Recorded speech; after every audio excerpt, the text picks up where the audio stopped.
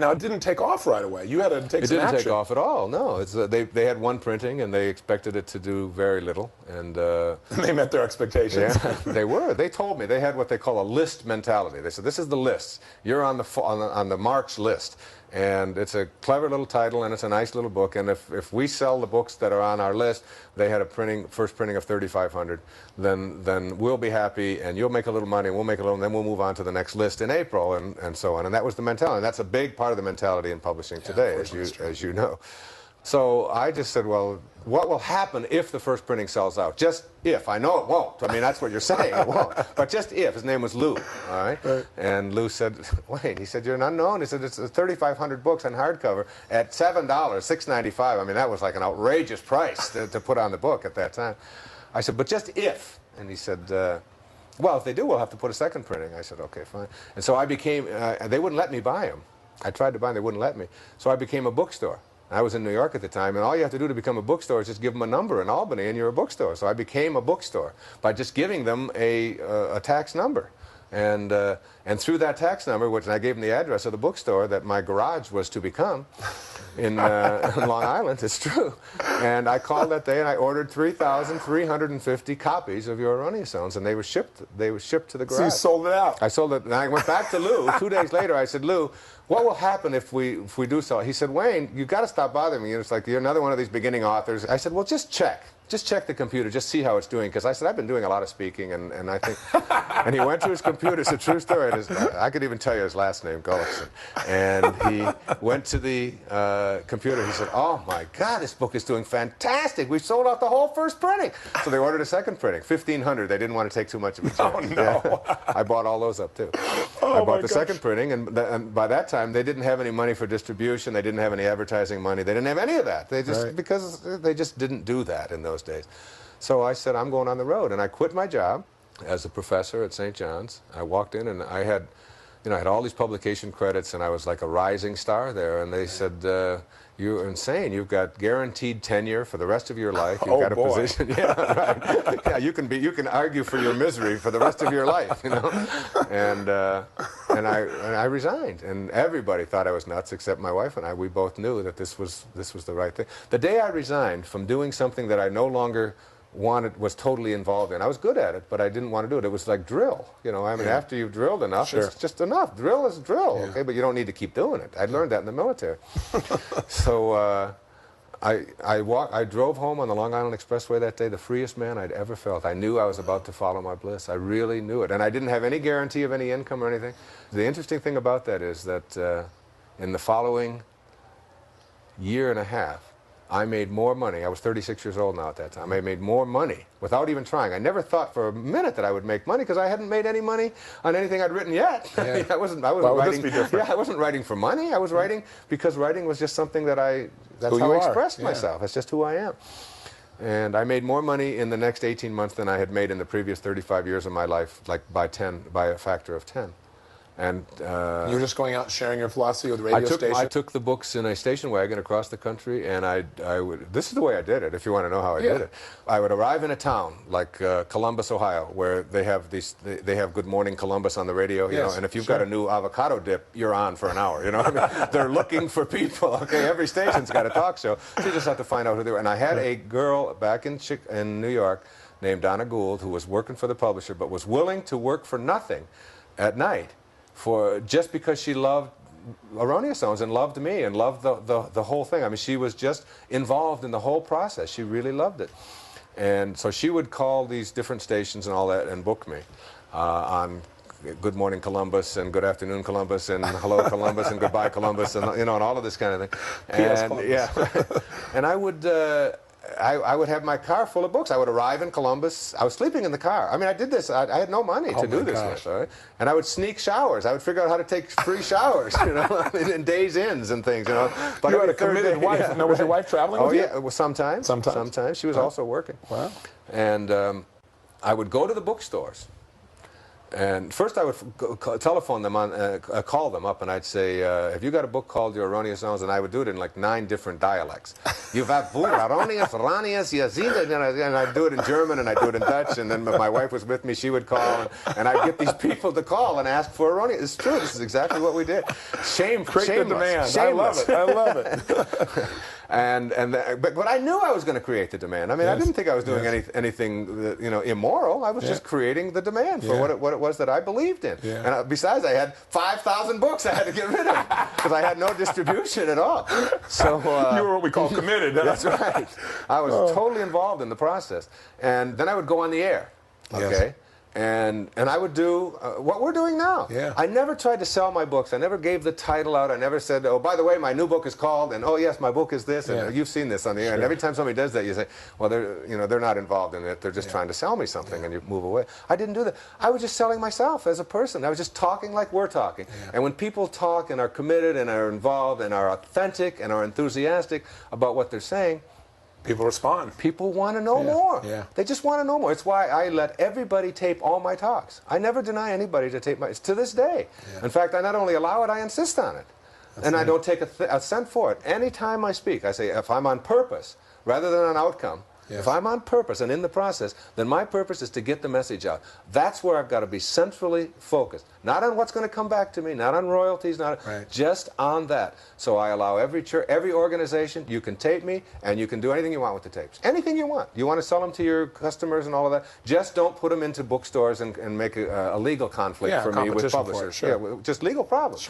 But otherwise, do anything you want with them. Because I figure all that can happen is something good. What can happen if somebody hears an interview of mine other than they say, gee, I want to hear more of that guy. And off they go to the bookstore, or off they they call for the tapes and all that. Nothing but good can happen. And then you keep circulating it and so on. So, I mean, I learned that about 3 years ago when my agent kept saying that you can't tape Wayne Dyer. Now I have a clause in there that says, I insist that you tape me.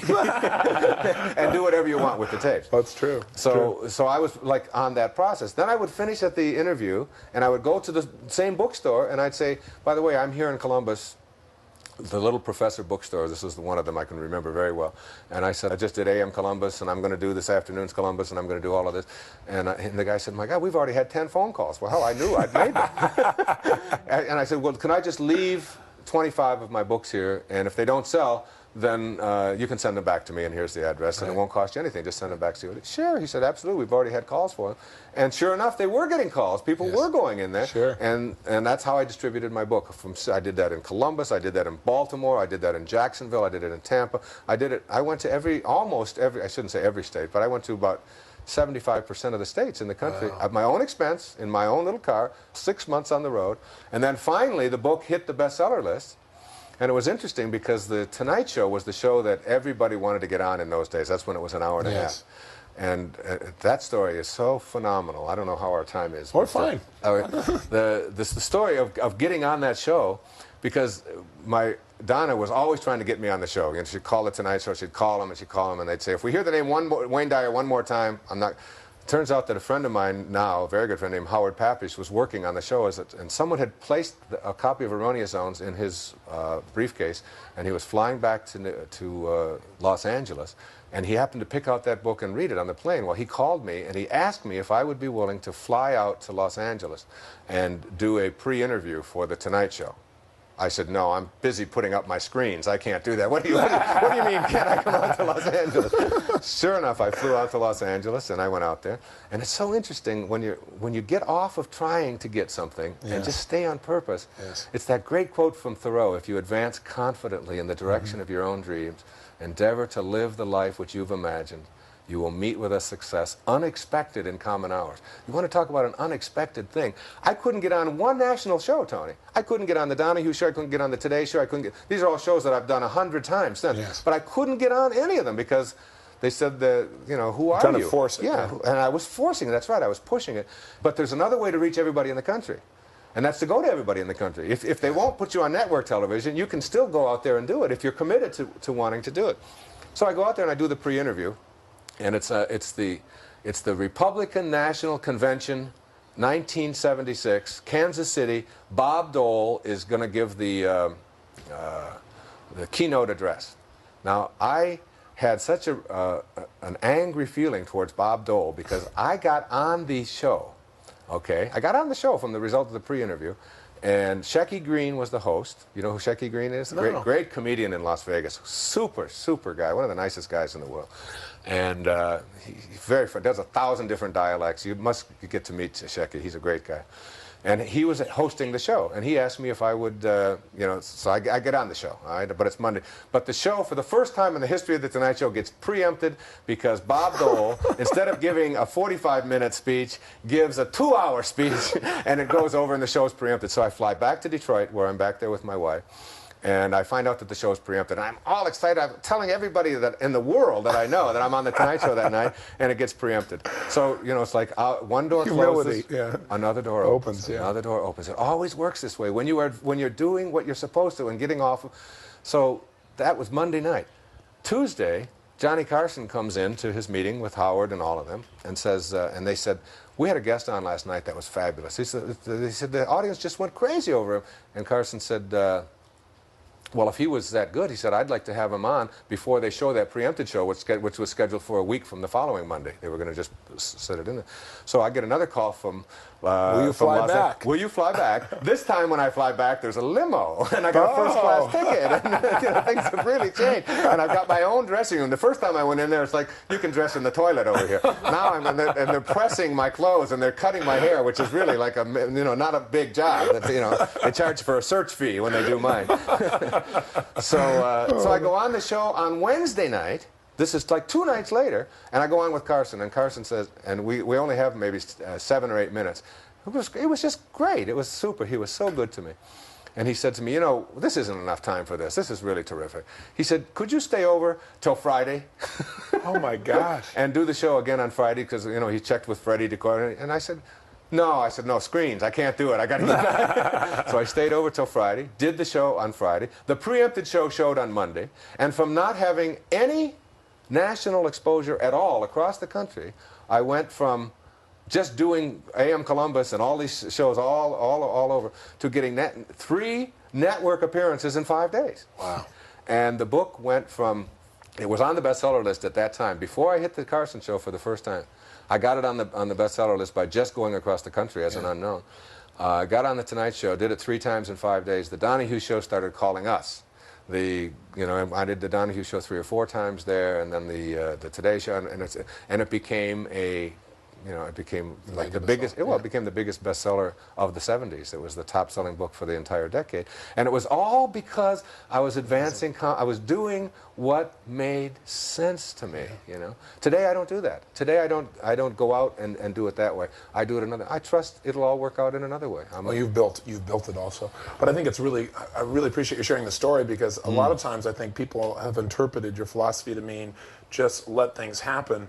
And the truth is, you're surrendering, but it's faith with work. As you faith think, with action. As you think, so shall you be. Right. Okay, so you act upon what you think about. Yes. If you're thinking about what's missing, if you're thinking about the scarcity in your life, if you're thinking about what's wrong, if you're thinking about what you don't have, if that's where your thoughts are and what you're constantly thinking about and processing your world that way, then that will be what you have to act on. You have to act on what's missing. It's just like in a relationship. If you think about what you don't like about somebody in a relationship, then you have to act upon that. Yes. Your relationship is really not located in another person. It's located in you, where everything is located, in that invisible part of you. Do you know what everybody said about the reason why Erroneous Zones was so successful? No.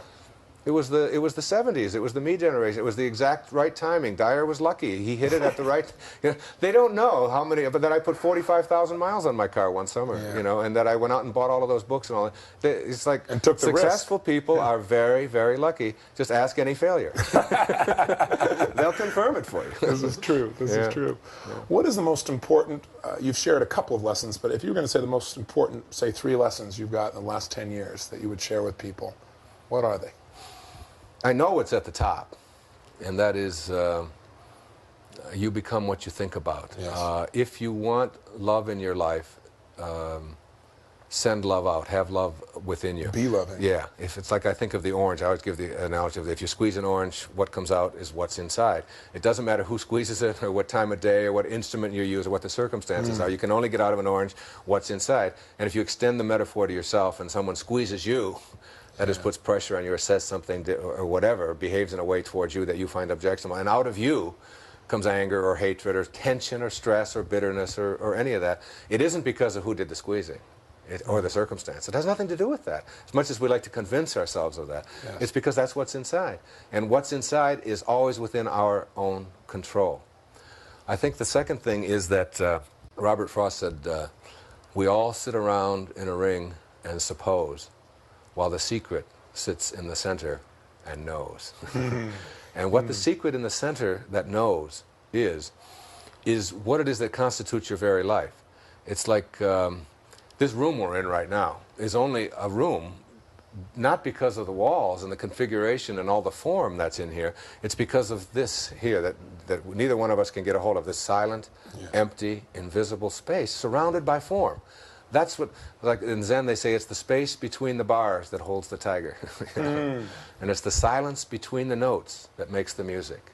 See, music isn't notes, it's silence between notes. You aren't form. That isn't what makes you who you are. What makes you who you are is the invisibleness surrounded by form. That's the secret that sits in the center and knows. Once you know that and make contact with that and realize that that is who you are, that it is out of nothingness. It is out of emptiness. It is out of that silent, empty space that you create every thought. Every sound. When you go to make a sound, the sound comes from that nothingness, you know. So nothingness, what we call nothingness, which is everythingness, which is the Tao, you know. Yes. And the Tao that can be described is not the Tao. You can't describe it. It just is. It's in every one of us. Once you know that and go there and consult that, then you can not only affect your own physical life, but you can truly affect the physical life outside of you. Deepak and I were having lunch, Deepak Chopra and I were having lunch up in Seattle this day, and we talked about doing this new program. We talked about there are 4 ways to, we were just toying. We said there are 4 ways to get strawberry ice cream. So let's think of the 4 ways to get strawberry ice cream. You know, and he talks in this very wonderful Indian accent. Yes. You know, Indian accent. In India, you know, I talk with a funny Detroit accent. Right? You know, and there's a lot more people in India than there are here.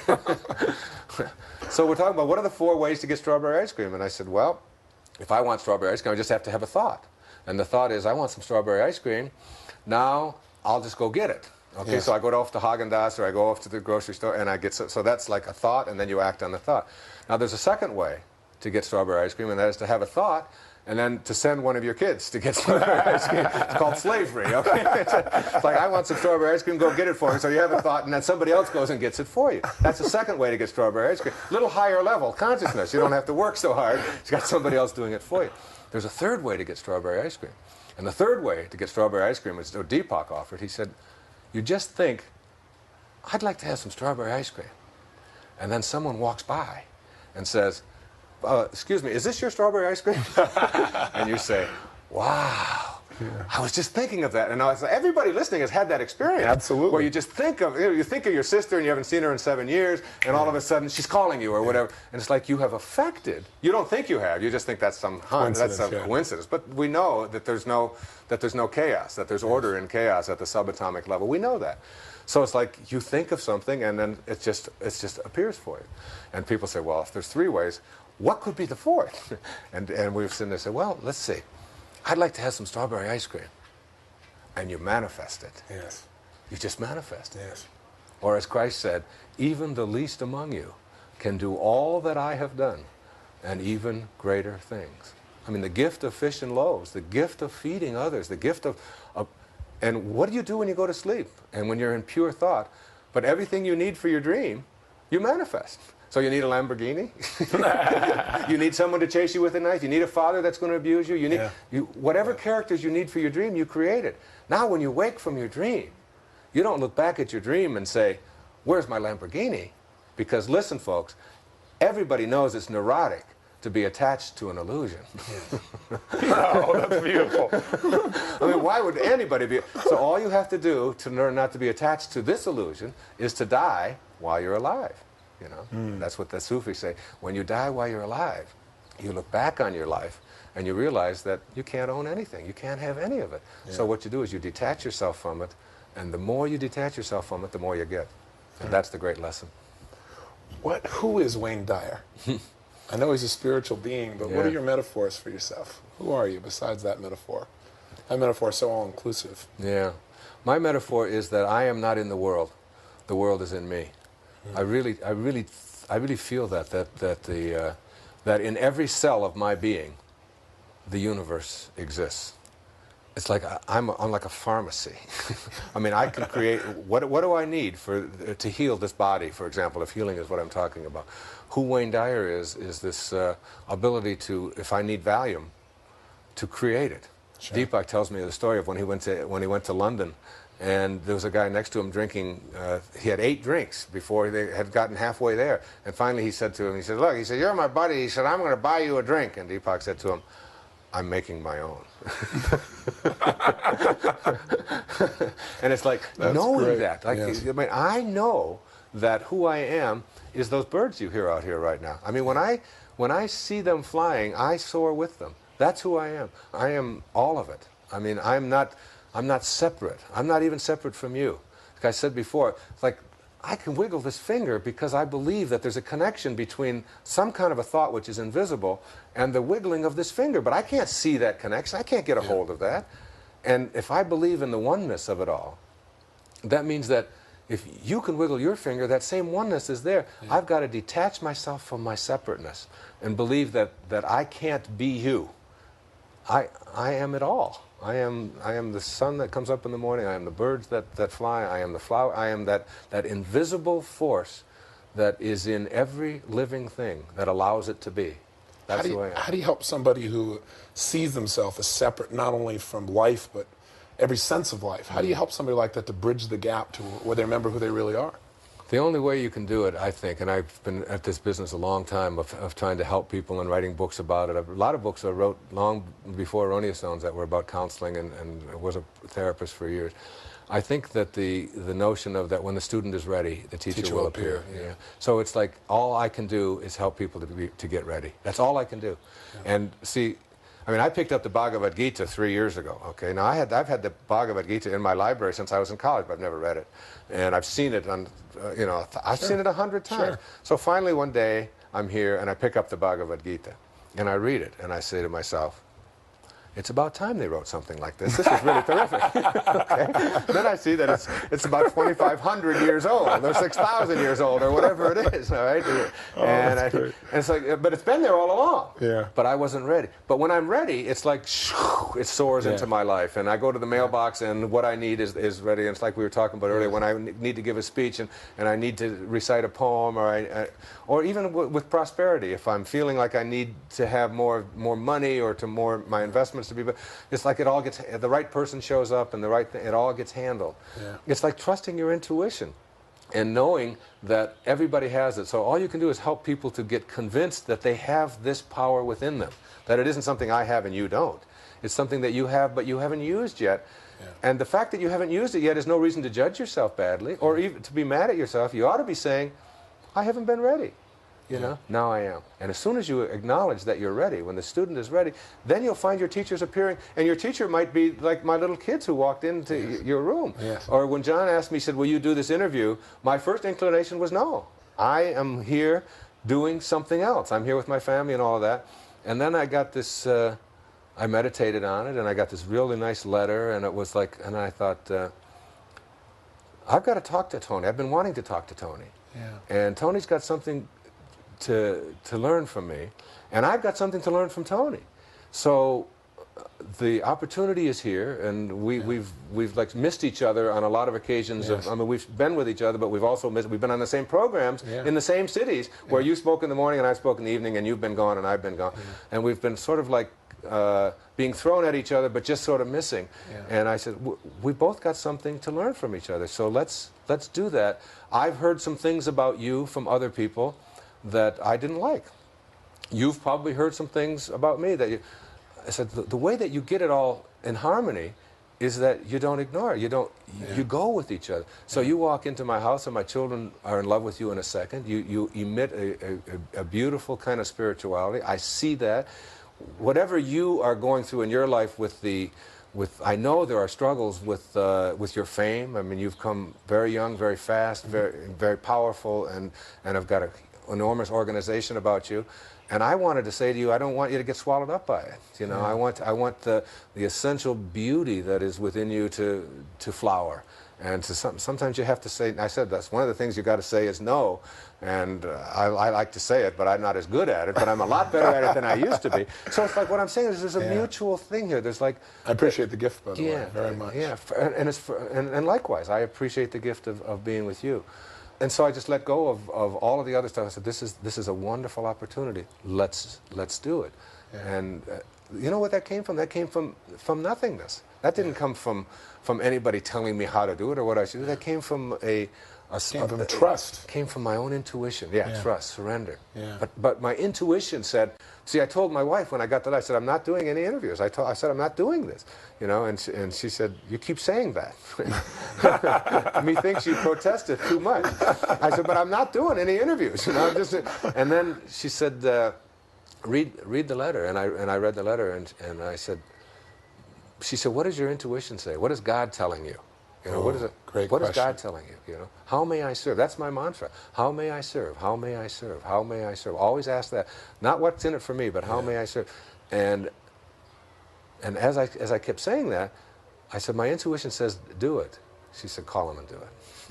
Wow. And that, I have another thanks to make when I go downstairs. Yeah. But we do that with each other all the time. It's neat. Like that, and that, it's like trusting that intuition. You know, it's a very, very powerful thing, and it's like it never ever guides you wrong. The only time in all my investments that I've made and I have a whole financial philosophy of giving a certain percentage of it away unconditionally, and also paying yourself first. You know, it's like reinvesting what you make back in yourself and in your family and all that. And the only time I've ever taken a loss financially in any of my investments was when I ignored my intuition once.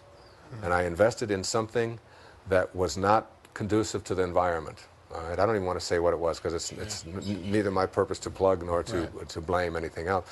But my intuition said, no, Wayne, this isn't, they're doing something that is conflicts with what you believe, but the yields were high. And they were guaranteed, and it was like, and I put $155,000 into this thing, and they went bankrupt, and I lost that $155,000, but I gained so much. I was going to say, because you never forget those lessons. Yeah, it was such a great lesson, and since then, I've every time I invest anything, I always ask, where's this money going? What's it going to be doing? And then it just comes back to me like tenfold. So it's all been made up in many, many ways. So it's like I ignored my intuition once, and I paid a price, but I learned it was a great lesson. It was a terrific lesson. What's the purpose of life? Purpose of life is real simple for me. It's Joel Goldsmith has a wonderful book called Parentheses in Eternity. And you are a parenthesis. He says your life is a parenthesis in eternity. It opens at your conception, it closes at your death. But eternity surrounds it.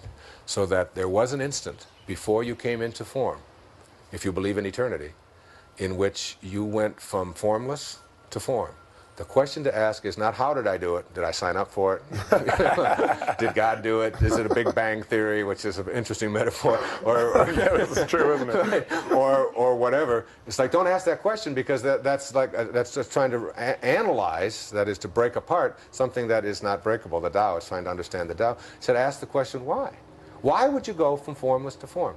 The answer to that is so simple for me. It's like I used to wonder about that all the time, and now it's like so simple. You can't get anything while you're here in this parentheses.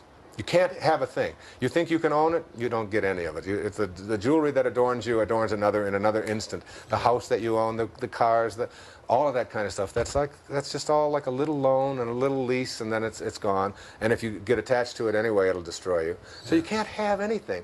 So if you can't have anything, if you can't get anything while you're here, then purpose must have something to do with giving rather than getting.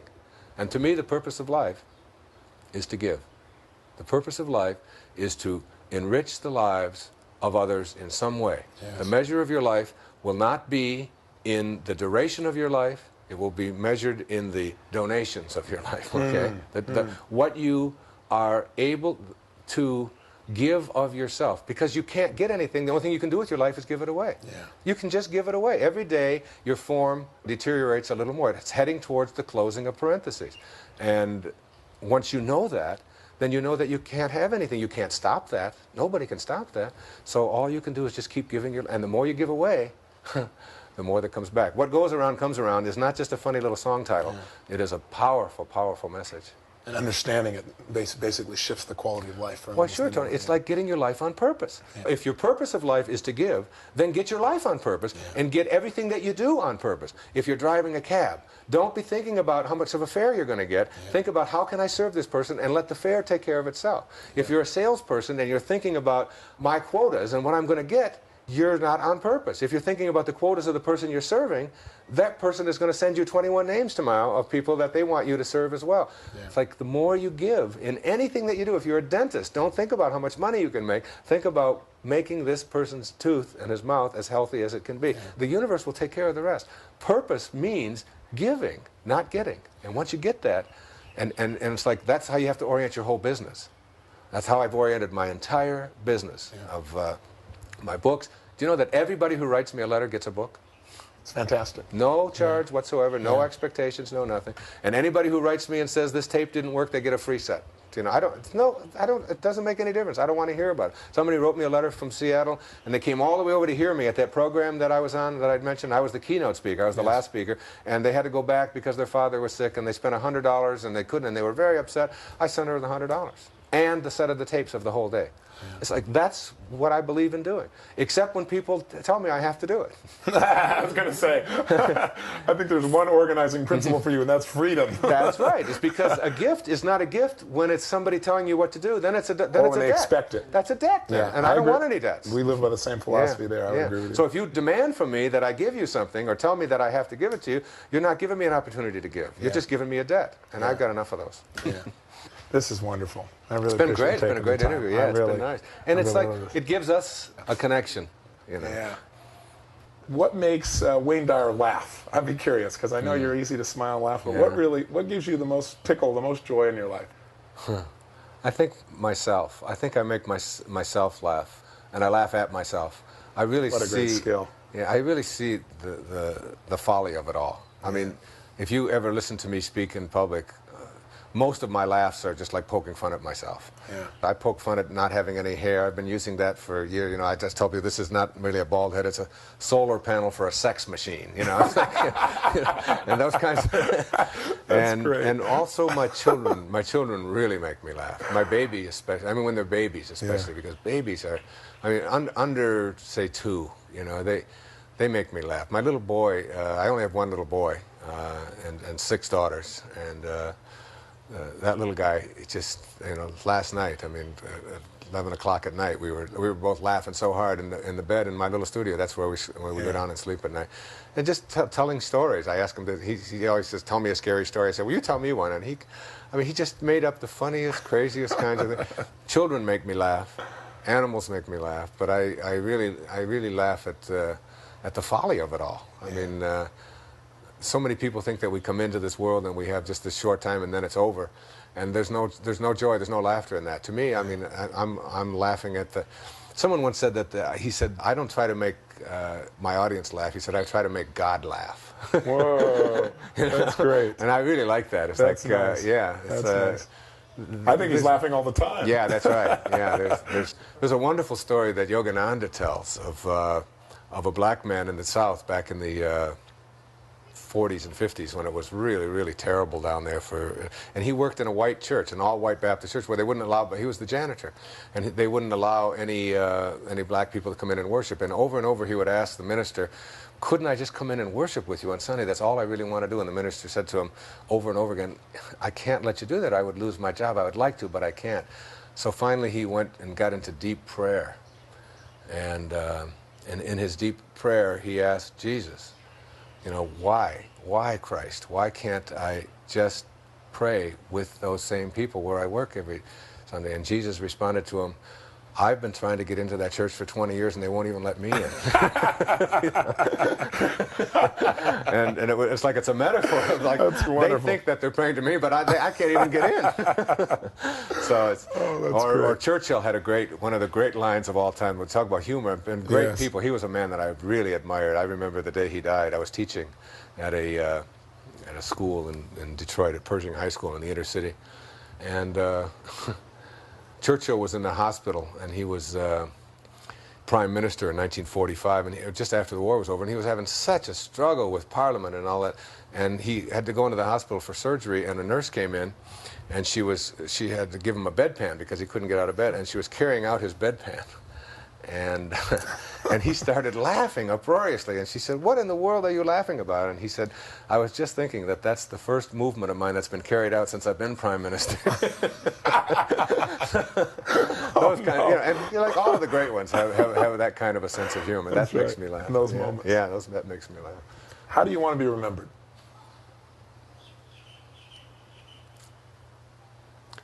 I don't care if I am. Yeah, I had a feeling that would be your response. I've thought about that, and I just... Do you want to be remembered by your children? Doesn't matter. Yeah, I just want to be with them while I'm here, and love them, and be as loving as I can, and then whatever they do with it will be what they do with it. Whatever. See, I always tell my children that that your reputation is not in your hands. Like you and I both have a very public reputation, right? But I've heard some wonderful things about you, and I've heard some really scabby things about you, and vice versa. Right? But it's not your reputation is located in all the other people. If you give a talk to 2,000 people, you got 2,000 reputations. That's true. And you have no control over it whatsoever. Yeah. You go to school. I tell my children, you go to school and there's 30 kids in your class, and you got 30 reputations every day. Yeah. You have the only thing you have control over is your character, and that is yours. So it's like when you do go out into the world, don't be concerned about how you'll be remembered, because that's just going to be, if there's 10 million people exposed to you, there's going to be 10 million remembrances. That's true. Just be concerned about your character, and that's what I try to do. I try to walk the talk. It's clear you do, and I think your greatest gift is that you are a character. Yeah, that's true, I am. Yeah. I appreciate this time with you very, very much. Thank you. God bless you. I God appreciate bless it. you. Yeah.